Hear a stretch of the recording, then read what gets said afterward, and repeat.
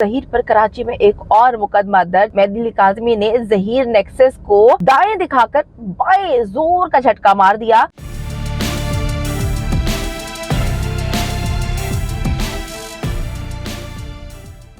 बिस्मिल्लाहिर्रहमानिर्रहीम, अस्सलाम वालेकुम जी, मैं हूं मारिया अली। आप देख रहे हैं मेरा चैनल। जहीर पर कराची में एक और मुकदमा दर्ज, जिंदगी भर अब यहीं पर सड़ना पड़ेगा।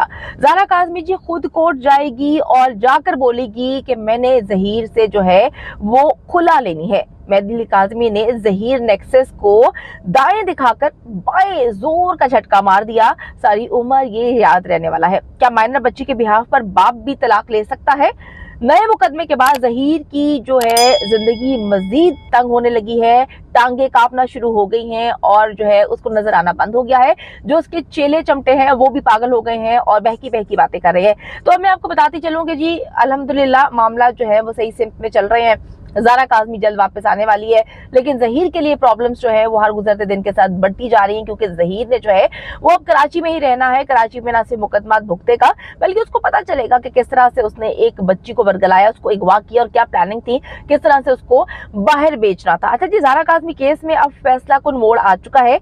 बच्ची का निकाह कलअदम करार देने का मुकदमा अब कराची में शिफ्ट होने लगा है, यानी कि कराची में अब वो लड़ा जाएगा। और जो वकील है, आपको पता है कि कराची में किस तरह से वकील अच्छे अंदाज में लेकर चल रहे हैं हर केस को, और जो जलील नेक्सस है उनको मुंह की खानी पड़ रही है। तो अब एक और मुकदमे के लिए जलील नेक्सस जो है उनको तैयार हो जाना चाहिए, क्योंकि जिब्रान नासिर जो है अब इनको ऐसी मार मारेंगे कि इनको समझ आ जाएगी कि किस तरह से झूठा निकाह करना है। हम आपको पहले ही बता चुके हैं कि ये निकाह हुआ ही नहीं है, क्योंकि अभी तक निकाह होने का कोई सबूत ये लोग पेश नहीं कर सके। जो निकाह खां था, जिसको पहले ये कहते रहे हैं, सस्ती अदाकारा कज़ाबा अव्वल कहती रही है कि जी ये तो गलत निकाह खां पकड़ लिया इन्होंने, ये तो निकाह खां है ही नहीं। इतने अरसे वहां पे रहने के बाद जब उनको पैसा खिलाया, मामला बहुत अलग हुए, तो फिर उस बंदे ने जो है अपना बयान तब्दील किया और कहा कि जी मैंने निकाह नहीं करवाया।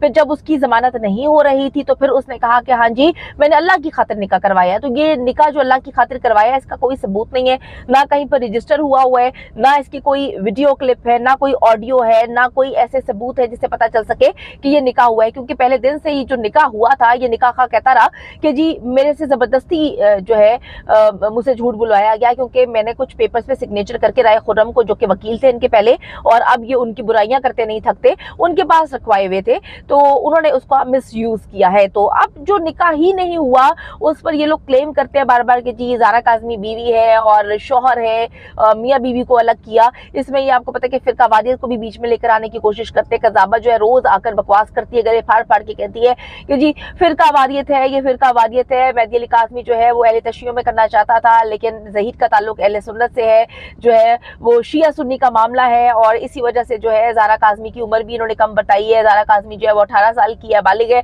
कितनी अजीब सी बात है कि उनके वालिदैन की शादी को जो है वो भी 18 साल हुए नहीं है, मेरे ख्याल में 16 साल भी नहीं हुए।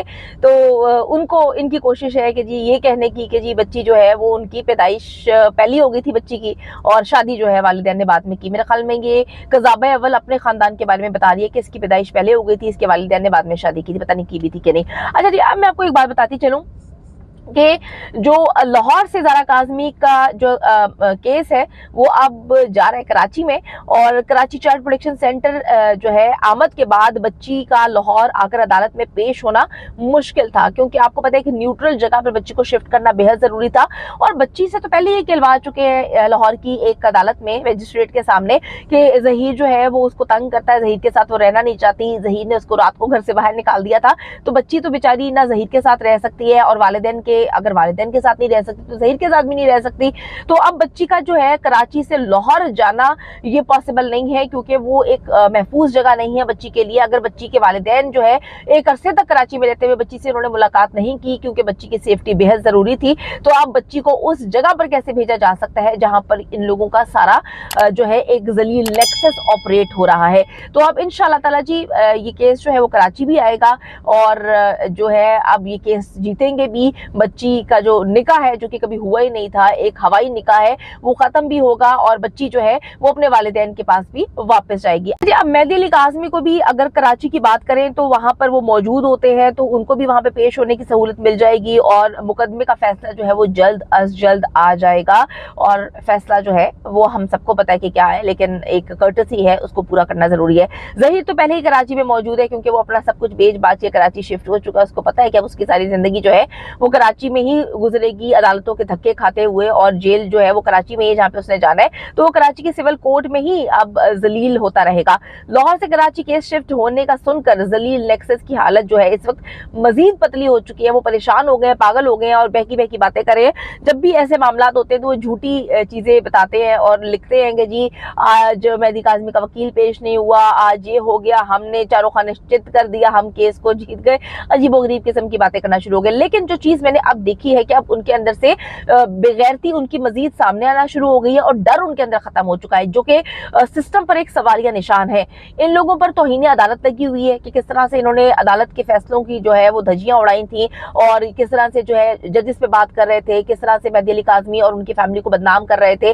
और जो बार बार बात कही गई थी कि जी ना उनकी बेटी का नाम लेना है और ना ही मेहदी अली काज़मी पे कोई वीडियो बनाई जा सकती है, लेकिन अब ये अपनी बेगैरती पे इस हद तक उतर आए हैं कि इन्होंने क्या किया है कि इन्होंने बैठकर बच्ची का नाम भी लेना शुरू कर दिया। इन्होंने मेहदी अली काज़मी को खुलेआम धमकियां देना शुरू कर दी हैं और जो है साइमा भाभी पर भी उंगलियां उठाना शुरू कर दी है। इसकी वजह सिर्फ और सिर्फ ये है कि out of the court settlement की कोशिश कर रहे थे, इतने दिन से कोशिश कर रहे थे कि मेहदी अली काज़मी को जो है वो कभी साइकोलॉजिस्ट के थ्रू जो है शीशे में उतारा जा सके। कभी कज़ाबा उसको मैसेज कर रही थी, कभी ये लोग पैसों की पेशकश कर रहे थे, कभी ये लोग कहते हैं कि जी हम जो है बच्ची ले लें, हमें बच्ची नहीं चाहिए, बस जो है ना हमारे ऊपर से केसेस हटाते। लेकिन मेहदी अली काज़मी बार बार एक ही बात बोल रहे हैं, मेरी भी उनसे बात होती है तो यही बताते हैं कि मारिया बहन, मैं सिर्फ ये चाहता हूँ कि इनको कैफरे किरदार तक पहुंचाया जा सके ताकि किसी और की बेटी की जिंदगी बर्बाद ना कर सके। तो जब इनको पता चला कि जी कोई सेटलमेंट नहीं हो रही, सजा इनको मिलनी है और कज़ाबा को भी पकड़ के घसीट के कराची लेकर आया जाएगा, और जो लोगों की वो नाके रगड़वाने की कोशिश करती है उसको अपनी बड़ी चीजें रगड़नी है, उधर वहां पे जाके ना रगड़ेगी